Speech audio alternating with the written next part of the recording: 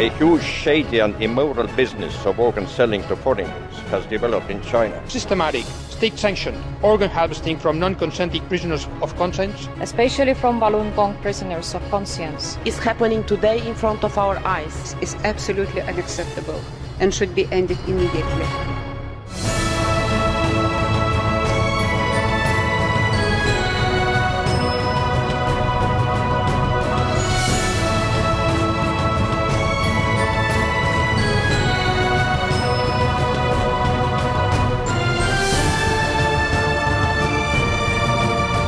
在欧盟这个层次啊，可能是第一个这么清楚、这么直截了当的谴责中共活在法轮功学院是吧 I totally support this resolution. We should condemn it more strongly.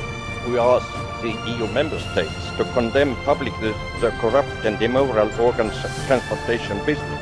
It is the European Parliament's obligation to condemn decisively the actions of the Chinese government in this appalling issue that touches the core of human dignity and the fundamental right to life. The human life is as precious, as valued in China as elsewhere in the world. And this is exactly what we're going to say with this resolution. In December 2012, 15 international organizations and groups sent letters to the European Parliament asking them to pass this urgent resolution condemning the Communist Party of China's practice of harvesting the organs of prisoners of conscience. Concerning Falun Gong and human organ harvesting, this is especially shocking form. And I would say that we have to send a very clear message. For us, that is not acceptable. It must stop now, and it must stop everywhere and against anybody. The brutality of these allegations of forced organ harvesting crosses the line of what some people are able to accept. After the Nazi genocide of World War II, after the Soviet Union's iron fist rule and slaughter, it was thought that such savage acts against humanity had been relegated to the history books. It reminds me of the young Polish man who got out of Poland in 1941, having been into the death camps. And he went to London and he went to Washington to try and tell the Allies what was happening in the death camps. And a famous judge called Felix Frankfurter, who was himself Jewish, was asked by a journalist, "You did not believe what this young man was saying. You called him a liar." He said, no. I didn't say he was a liar. I just said, I cannot believe what he's telling me. And that's the real problem with this subject. In 2006, lawyer and former Canadian Secretary of State for the Asia-Pacific region, David Kilgour, and Canadian human rights lawyer David Matas launched an independent investigation into the forced organ harvesting of Falun Gong practitioners' organs. The allegation and our findings are shocking. I mean, to us, this is a form of evil we have yet to see on this planet.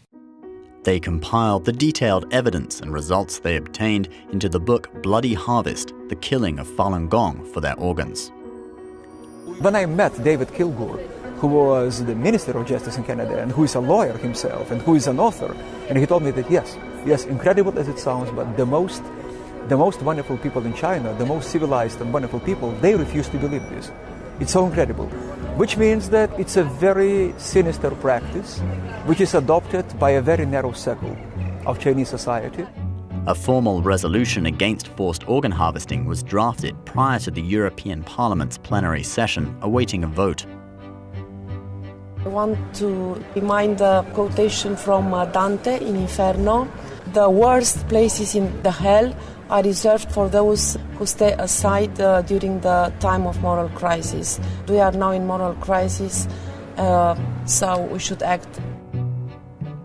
we have to express our deep concern over persistent and credible reports of systematic, state-sanctioned organ harvesting from non-consenting prisoners of conscience, including from Falun Gong practitioners, according to the information I received.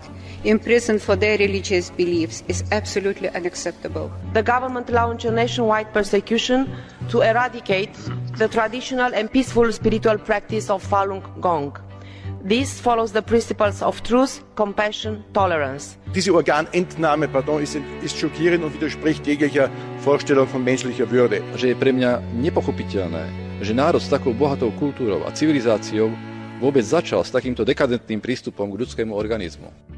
Ich frage mich wirklich, sind denn die Opfer normalerweise nicht die besten Zeugen dafür, was ihnen zugestoßen ist? Oder welche Grund sollte denn Menschen haben, hier etwas Falsches zu behaupten, wenn es nicht ihnen tatsächlich oder ihren Familienangehörigen zugestoßen ist? Und das erinnert mich fast an die Zeiten, wo die Opfer von Stalins oder Hitlers Konzentrationslager nachweisen mussten, dass es wirklich so schrecklich war. Das kann doch nicht Sinn der Sache sein. Nur weil eine Diktatur sich diese Intransparenz leisten kann, dann das in Zweifel zu ziehen, das, was die Opfer uns erzählen. The resolution, which was co-sponsored by 5 of the 7 European Parliament groups and supported by 6 groups, was passed by a majority vote. The resolution recommends that the European Union and its member states publicly condemn organ transplant abuses in China and raise awareness of this issue among their citizens. The resolution also instructs its president to forward it to the European Commission, the European Council, the UN Human Rights Council, and the Chinese government.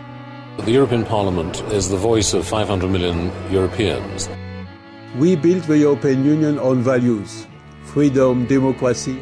This behavior is not accepted by the world community. Since the exposure of live organ harvesting in 2006, nearly a decade has gone by. We should have done it earlier, but I think we have learned very much during this process of support.